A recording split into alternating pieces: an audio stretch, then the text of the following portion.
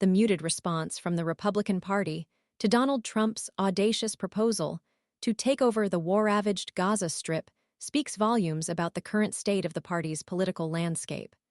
While some Republicans offered carefully worded critiques, veiled in diplomatic language, many senior party leaders chose strategic silence, a telling testament to the power and influence Trump still wields within the party.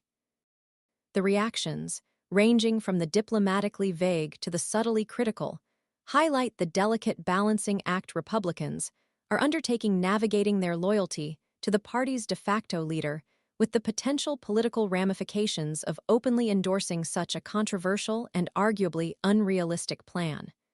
The spectrum of responses is fascinating. Descriptions like problematic, a couple of kinks in that slinky, and a bit of a stretch emerged, reflecting a spectrum of discomfort with the proposal without outright rejecting it. This carefully crafted ambiguity allows these Republicans to distance themselves from the potential fallout of such a bold and potentially disastrous foreign policy initiative while avoiding direct confrontation with Trump himself. It's a strategy that prioritizes political survival over prints. Representative Paul's statement, however, stands out as a notable exception to this trend of muted dissent. His assertion that the pursuit for peace should be that of the Israelis and the Palestinians, "I thought we voted for America first," directly challenges Trump's proposal while subtly referencing the core tenets of Trump's own political platform. This rhetorical maneuver cleverly highlights the inherent contradiction between Trump's stated priorities and his proposed. By framing the issue as a deviation from the America First agenda, Paul deftly positions himself as a defender of the party's core values while implicitly criticizing Trump's plan. This carefully calculated statement showcases a skilled politician maneuvering within the constraints of the current political climate. Senator Lindsey Graham, known for his sometimes close relationship with Trump, offered a more nuanced, albeit still cautious, response. While he stopped short of outright condemnation, Graham expressed reservations, highlighting the potential international repercussions of such a move. His query, "We'll see what our Arab friends say about that," hints at the significant diplomatic challenges and potential for international backlash that Trump's proposal would undoubtedly engender.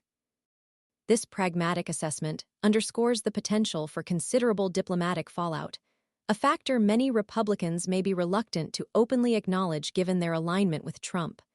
The reaction from House Speaker Mike Johnson, however, exemplified the prevalent trend of noncommittal support.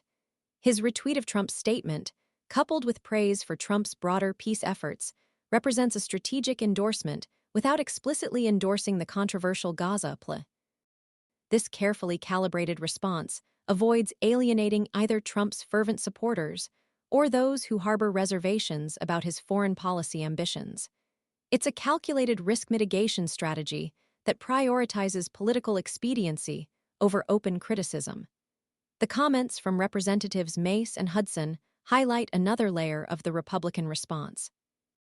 Mace's sarcastic suggestion to "let's turn Gaza into Mar-a-Lago," while seemingly lighthearted, reveals a deep-seated skepticism towards the feasibility and practicality of Trump's plan. The comparison, laced with irony, implicitly criticizes the proposal's grandiose scale and potential for unforeseen complications. Meanwhile, Hudson's simplistic declaration that President Trump will never stop working to ensure historic and lasting peace serves as a clear demonstration of uncritical support, showcasing a segment of the party firmly aligned with Trump regardless of the details of his proposals. In conclusion, the diverse responses to Trump's Gaza plan reveal a Republican Party grappling with the complexities of managing its internal divisions while navigating the potentially devastating consequences of endorsing such an ambitious and controversial initiative.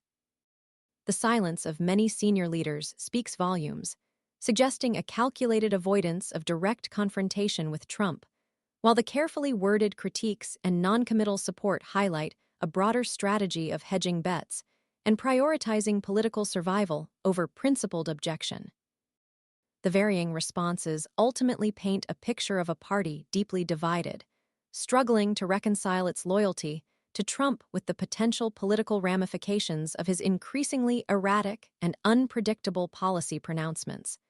The situation underscores the fragility of the Republican Party's internal unity and the significant challenges it faces in navigating the Trump era.